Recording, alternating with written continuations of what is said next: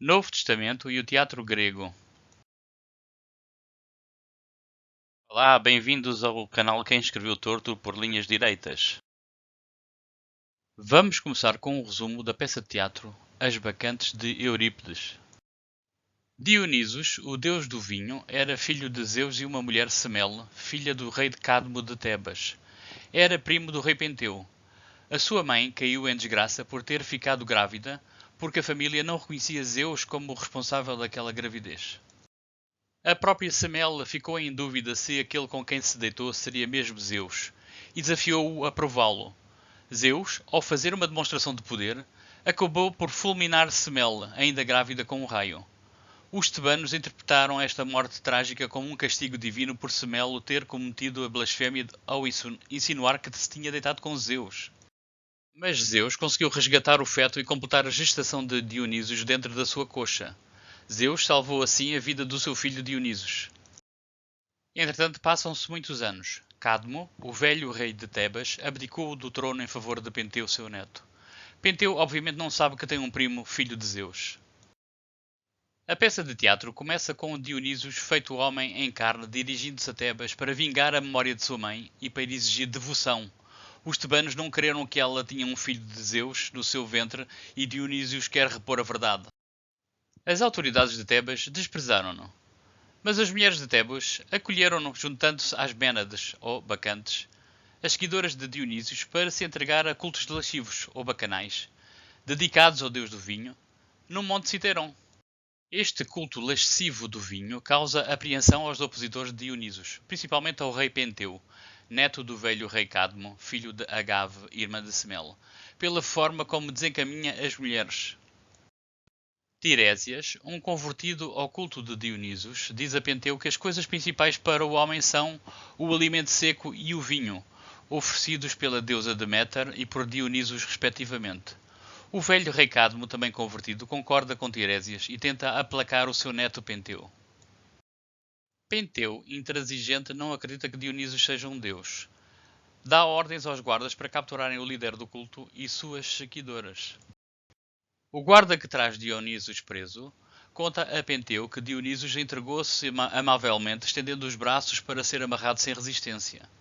Conta ainda que algumas bacantes tinham sido anteriormente presas, escaparam-se aos grilhões e à prisão porque as portas foram abertas sem que nenhuma mão humana lhes tocasse, e que voltaram ao culto do deus Dionisos.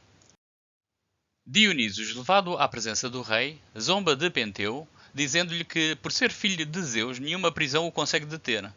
Depois de uma prolongada contenda verbal, Penteu ordena que o prisioneiro seja acorrentado e lançado no cárcere. No cárcere, Dionisos invoca as bacantes, e então um terremoto abala Tebas, destruindo o palácio de Penteu, libertando de imediato Dionisos das suas correntes. Um mensageiro que tinha observado os rituais lascivos dirigiu-se ao rei Penteu para lhe contar o que viu. Contou ao rei que viu a sua mãe, a princesa Agave, com as bacantes. Penteu enfurece-se e ordena que os guardas façam uma incursão ao Monte Citeron para reprimir as bacantes, responsáveis, segundo ele, pelo terremoto. Dionísios reaparece-lhe para o dissuadir e convence-o a ir verificar por ele mesmo as liturgias bacantes no Monte Citeron. Penteu, curioso, aceita. Dionísios, entretanto, impõe-lhe uma condição. Deveria ir disfarçado de mulher com uma farta cabeleira e uma roupa de pele de veado. Penteu, então, saiu do seu semi-destruído palácio e, com sintomas de embriaguez, não percebeu a armadilha que o esperava. Ao chegar ao monte, Penteu é castigado pelas bacantes com pedras e dardos. Agave, a sua própria mãe embriagada, não reconhecendo o filho porque pensa que se trata de um leão, por causa da cabeleira que parecia uma chuva e por estar coberto de pele de animal, sugere cortarem-lhe a cabeça. Agave, ainda embriagada, retorna a Tebas exibindo orgulhosamente a cabeça do filho como troféu. Exige a presença do filho, o rei Penteu, para que ele exponha esta cabeça no alto das muralhas de Tebas. O velho rei Cadmo também volta para a cidade e depara-se com aquele quadro desolador da sua filha a segurar a cabeça do seu neto, o que significava o fim da linhagem dos reis de Tebas. Tudo isto porque Dionisos não perdoara os maus tratos, as humilhações e os ultrajos sofridos nas mãos de Penteu. Vamos agora comparar textos do Novo Testamento com a peça de teatro As Bacantes. Comecemos por Atos dos Apóstolos. Nas Bacantes, o guarda que prende Dionísios informa que Dionísios entregou-se com mansidão e que até colaborou. Em Atos diz: Ora, a passagem da escritura que estava lendo era esta: Foi levado como a ovelha ao matadouro, e como está mudo o cordeiro diante do que o tosquia, assim ele não abre a sua boca. Nas Bacantes, o guarda informa Penteu que as bacantes que estavam presas e acorrentadas ficaram misteriosamente libertas e fugiram por uma porta que se abriu por nenhuma mão humana. Em Atos diz: Nessa mesma noite estava Pedro dormindo entre dois soldados, acorrentado. E eis que sobreveio um anjo do Senhor, dizendo: Levanta-te depressa. E caíram-lhe das mãos as cadeias. Chegaram à porta de ferro que dá para a cidade, a qual se abriu por si mesma. Nas Bacantes, um terremoto abalou Tebas, destruindo o palácio de Penteu e libertando de imediato Dionísios dos seus grilhões. Em Atos diz: Pela meia-noite Paulo e Silas oravam e cantavam hinos a Deus, enquanto os presos os escutavam. De repente houve um tão grande terremoto que foram abalados os alicerces do cárcere, e logo se abriram todas as portas e foram soltos os grilhões de todos. Nas Bacantes, Penteu diz a Dionísios: Escapaste às algemas, preserva a tua liberdade, senão renova a punição.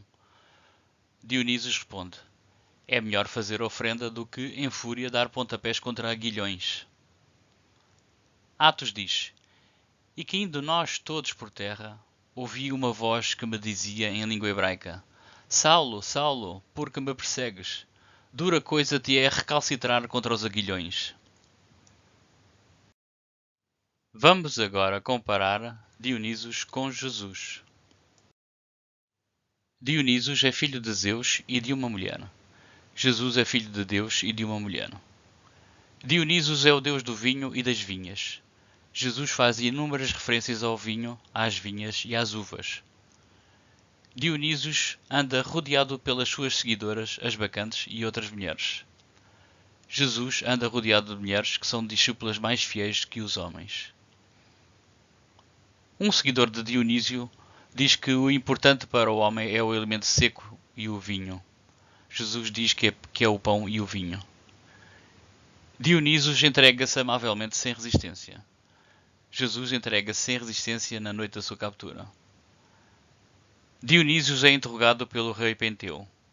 Jesus é interrogado por Pilatos.